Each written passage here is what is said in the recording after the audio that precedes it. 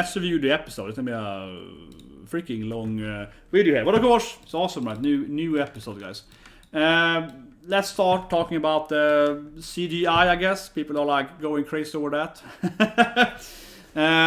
So it's obviously CGI.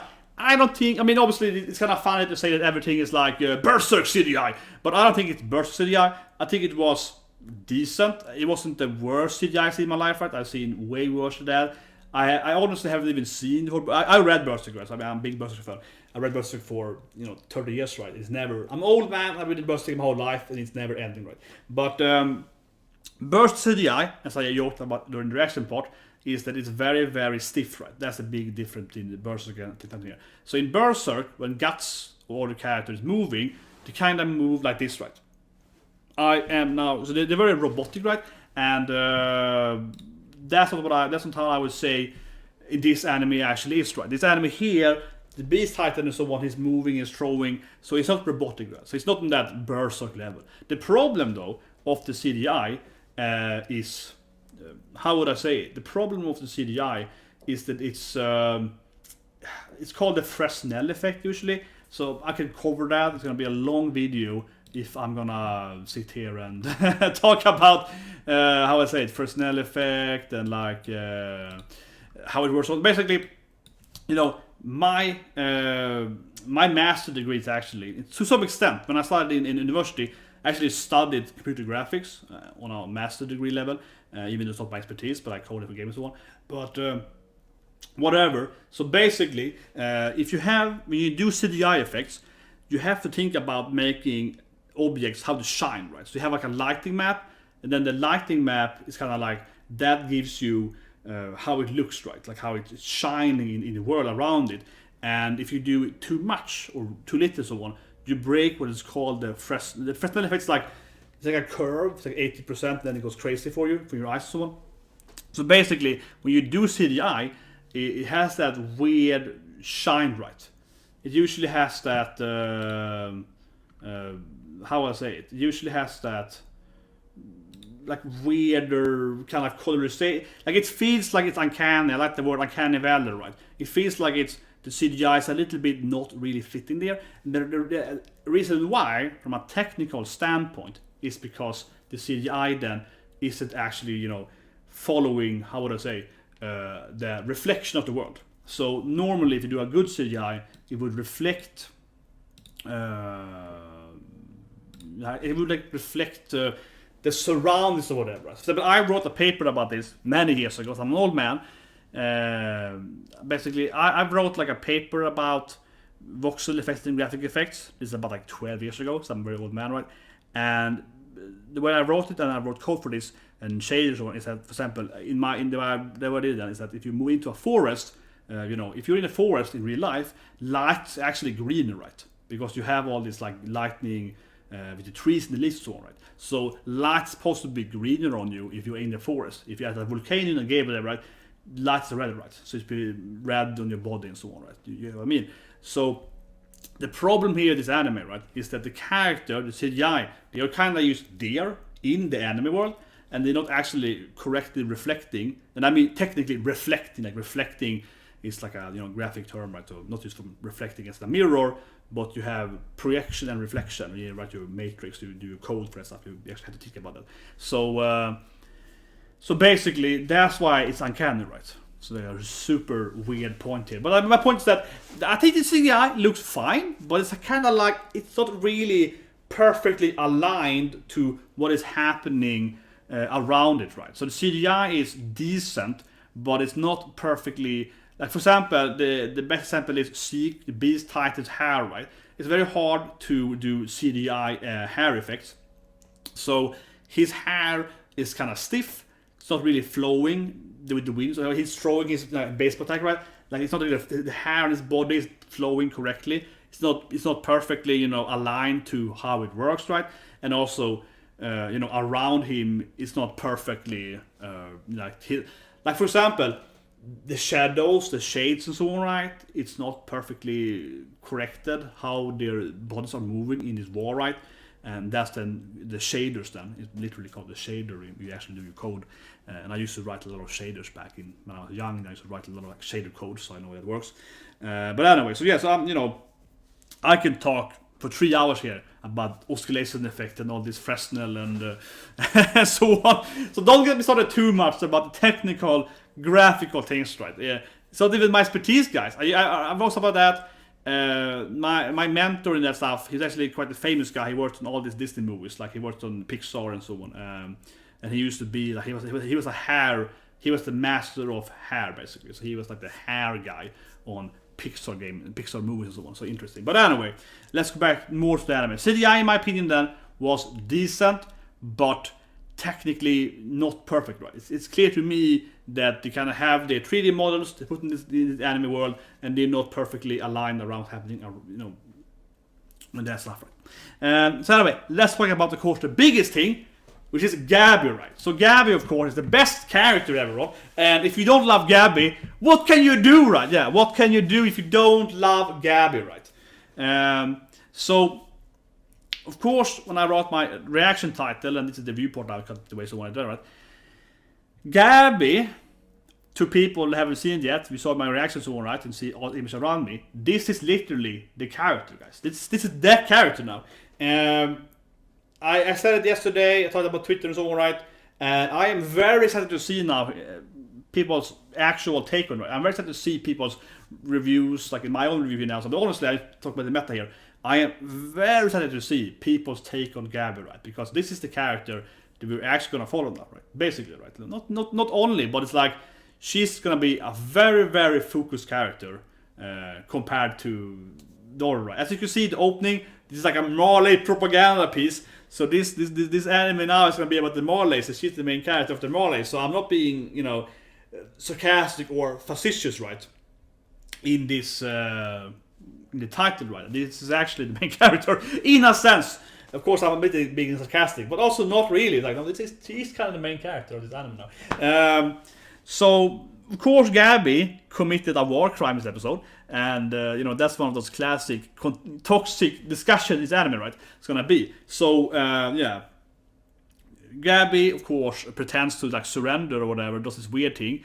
There's like a white flag thing there.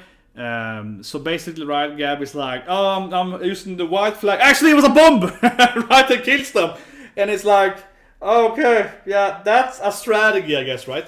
So yeah, that's Gabi for you. She does everything to win. In one way, I respect Gabi because she's willing to do anything to win, right? Like, committing a lot of stuff that you shouldn't be allowed to do in war and so on, right? And that's kind of her thing, right? She's obsessed with the whole Eldians and Devils and Marleys and being the best and so on. And she's amazing at everything and so on. He's a very interesting character, to say, nonetheless. So that's gonna be a lot of the anime going forward, I suppose. And how would I say it? From an anime standpoint, I really did enjoy how they captured her smugness, right? I really did enjoy how they keep capturing her, like, they really captured her smugness. So like a fun image on that, but it really captured her, what's that, like the beginning of the episode. So I love how they captured her doing her smug, like, oh yeah, guys, I'm Gabi, and I'm the best. I was like, I love this scene. Here's the scene. I love this scene. They capture her smugness. They look at that smug Gabi. They're like, oh, look at my face. Yeah. I'm gonna align it with my own face, yeah. And they're really capturing her, like, that's right, I am Gabi. I just love that. I love that. The voice acting was great. She fitted Gabi a lot, and she's always like, yeah, that's right. I'm Gabi. You see my plan? It's gonna work out, because I'm Gabi, right? So it's hard for me not to love it in like in a weird way, right? Because I think that they really nailed Gabi. They really nailed her. They nailed her behavior, how she's constantly smug. They nailed how she's like, I did it! They all died! Woohoo! And they're running away like, oh yeah, I did it! Like a dance and everything. They really captured her being all happy. She was like, destroy these people. And she was like, yep, that's right, everyone. I just killed them all. So they really, they captured her, all her behavior aspects, right? And the voice acting was great and so on. It was a Gabi episode, and then the other characters didn't really matter. Yeah, we did see, I believe so, at least Jean in the end of the episode. I'm not 100% sure, we couldn't see him exactly. But it looked like Jean's chin, right, with his beard and the Jean hairstyle. And of course, everyone knows that Jean is the best character, except Gabi, of course. If you don't look at Gabi, as I always say, right, Jean is the best character. He is the character that has the most character development. The character is the most humane and so on, right? So I love to see that they actually have Jean there for a second there. I think it was Jean at least. Or maybe I'm just, maybe I'm just like dreaming of my Jean. But as you can see, at best, we only saw Jean, right, in this episode of all the other, of course, current characters, right? And of course, Aqua shirt is the best thing ever. I also have a Sato shirt for that matter as well, right? To wear there, yeah, full on restarted, awesome. The Gabi shirt. More to say about the episode. I love the scene where they threw down titles, right? That's one of the best scenes where they kind of, drop the titles down, right? That's a really good scene. I think they did it really well because I think they kind of added some parts there where they had like the Titan guys smiling. They were like, we're gonna fall down, so they looked at the kind of, Zeke or whatever is giving them some medicine, right, to be in the war, right? So I liked that part. They kind of added that sense how they were like, how I say, they added how the Titan people are clearly, high as kites, right? And then they were, jumping down, right, and fighting. And actually, one thing I think that the whole storyline here really captures is just that World War One vibes, right, and also World War Two. So first people being really afraid in the trench, right, and they're like, oh shit, we're all gonna die. And on the same time, it is very known today that in those World War One and World War Two battles, especially in Europe, and like France and Germany and so on, they did give the soldiers a lot of fun shit, right? So they were like, yeah, let's fight, right? So it's very known today that many soldiers, right, they were they were not mentally stable when they actually had war, right? Because it was easier to get them to, go kill someone. He takes some, yeah, go kill, yeah. So I think that they captured that pretty well. They have people that are really afraid in trenches. The people that are really, instead of being afraid, they have some lucky pills up there in the sky, and then they are willing to jump down and die, right? So they kind of have like nice. It's like the anime now is really going into this territory, which is like World War II anime style, right? It's very much World War II, but we have Titans, and it's World War II, and people are fighting in as well. And who they're fighting then is supposed to be kind of like the Kusan Empire something, or most of reference, right? But they're fighting some kind of like, I don't know, India or something. It's like East Asia, something East Asia. Yeah, they're like some kind of allies of this thing, right? And because clearly the Marleys are, well, they're Germany, obviously they're Germany. They're obviously Germany, like clearly obviously Germany.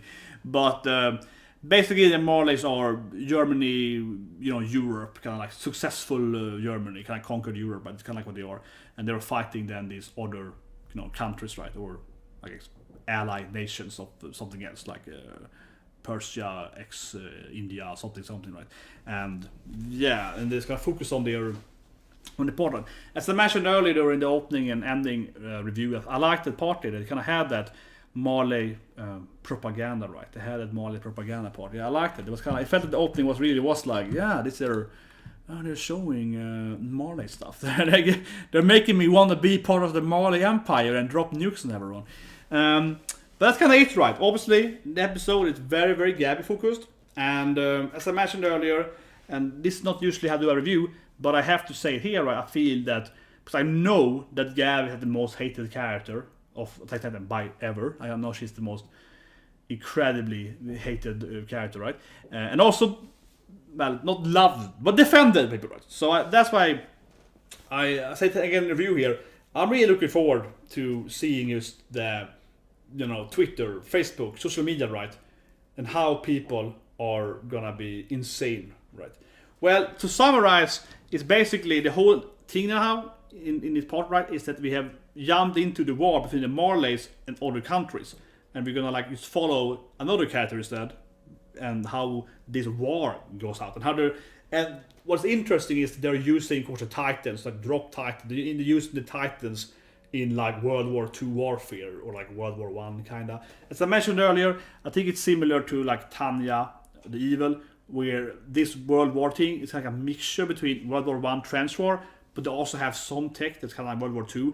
So the war is like a kind of mixture, right, of World War 1 and 2 simultaneously. They're kind of mixing the battlefields and kind of the strategies.